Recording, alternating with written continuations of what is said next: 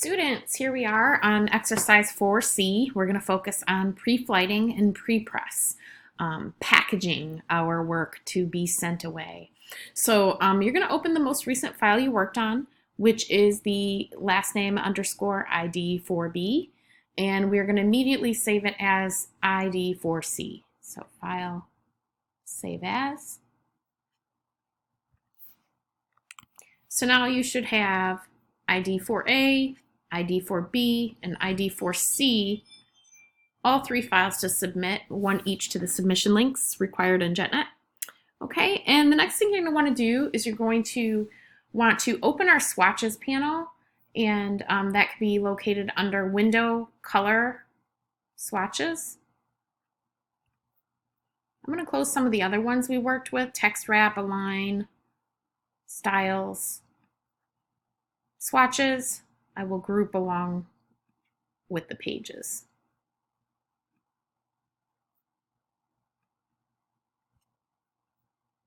Okay, and we're going to want to make sure that we recognize that there are CMYK swatches. Paper is used for white. That is always considered white. Black, and then we've got C, cyan 100, magenta 0, yellow 0, black 0. You can see how the 4-color process is broken down. If you hover over here on this icon, it shows you the CMYK and the breakdown. Another really easy way to kind of notice the breakdown. I also want you to notice that we don't have any spot colors on here. Spot colors are singular, like pure colors. We also don't have any RGB colors over here. So this is strictly 4-color process. Doesn't mean that you can only have 4-color process in your swatches. It just means that that's what exists right now. So if right now we're going to go up to the upper right swatch options, and we're going to do a new color swatch. We get this menu that comes up, and we're going to, under the color type, we're going to switch from process to spot. Of course, you might want to have a lot of money if you're going to do a spot color project. It's just a little side note. Okay, we're going to name this logo orange. For example, if I was going to create a logo that had the color orange in it, maybe it's a new personal logo, but it has orange, and so I'm naming that swatch by the color of the orange that I like. Okay, and then what I'm going to do is I'm going to, under color mode, I'm going to select that, and I'm going to go to Pantone Plus Color Bridge Coded, which is right here. Okay, notice that all of these have CMYK to the right, and that is really kind of shows you a breakdown of a color, and that is the bridge book. If you go to a Pantone book, a Pantone matching system book, it allows you to match from a 4-color process to the actual Pantone color, and that is why this 4-color spot, or this 4-color breakdown, is actually within the Pantone options. So I'm just going to choose an orange that maybe I might choose. Say OK. All right, and then notice, close this, notice that it is now in the swatches panels, which is nice. I want you to make sure that you realize that we did add that to the swatches panel. Okay, now one of the things we're going to do is add another color swatch, but this time we're going to choose a different swatch. So go to the new swatches, new color swatch, and then under process, we're going to also do spot, and then under color mode, we're going to do Pantone Plus Solid Coded as opposed to the bridge coded. Think of it as bridging 4-color process to spot. This one we're just doing a Pantone. And notice how it's changed. It's changed, and now you have over here this little spot icon indicating that it is indeed a spot color. It's not a 4-color breakdown. It will not be CMYK. So I'm going to find a different color orange. It can be really any kind of color you want for this. This is just to show you how colors work. I'm going to type in 199, which is a red I used to work with on one of the projects I worked. So I'm going to go ahead and just say okay. And then of course it always allows you to bring these into your library so you can access them again. Notice the difference in the icons. It's just so important for you to know. So those two swatches have been added. One is a bridge swatch, which can actually be translated from 4-color breakdown process, 4-color process to the actual Pantone color. This one cannot. You would have to bridge it out in order to do this 4-color breakdown. So there's 2 different ways to add swatches to Pantone swatches to your color swatches. Okay? Or you can just create a 4-color process color as well. Those are just some things to know before you do production for color. Okay, so now what we're going to want to do is change the color of the first line of copy, the one that you did, to one of your swatches.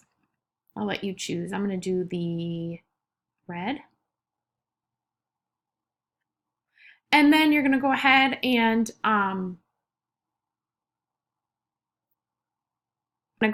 we are going to actually export this. We're going to package it, but we're also going to be exporting it, preparing it for production. Many times that includes going into each one of your images individually within Photoshop and making sure that they are CMYK. Sometimes you don't care so much about color matching. Sometimes you might just export to PDF because you're going to print in-house from your corporate environment, or the printer tells you that they're going to make it a beautiful color output and you don't have to worry. We're getting to the point where we don't really have to spec it out as often, but it is very important to note that you can go into each and every one of these images and make them CMYK.